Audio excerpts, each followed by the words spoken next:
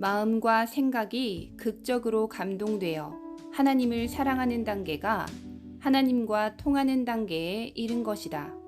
마음이 핵이다. 마음과 생각이 극히 감동되면 몸까지 감동되어 쉽게 행하게 된다. 마음도 생각도 정신도 극히 감동될 때까지 기도하여라.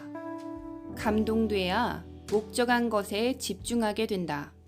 마음과 생각이 감동된 상태에서 하나님을 생각해야 깊이 생각하게 되고 평소와 달리 하나님과 일체되어 온전히 깨닫게 된다. 성경을 볼 때도 말씀을 들을 때도 감동되어 읽고 들어야 근본을 더 알고 행하게 되어 육도 혼도 영도 더욱 빛나게 변화된다.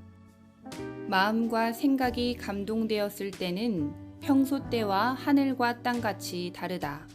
성령의 감동도 다르고 자기 스스로 하고자 하는 마음도 다르고 깨닫는 것도 다르다.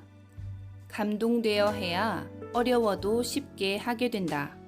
가만히 있으면 몸도 마음도 생각도 감동이 안 된다. 행해야 감동된다. 스스로 감동을 일으키면 성령님도 그 뜻대로 감동을 주신다. 삼위와 예수님이 우리에게 임하시면 마음도 생각도 그 원하는 대로 감동된다. 절대적으로 행할 것을 깨달으면 마음에 감동이 된다.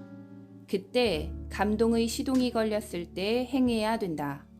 감동됐을 때 못하면 나중에도 못한다.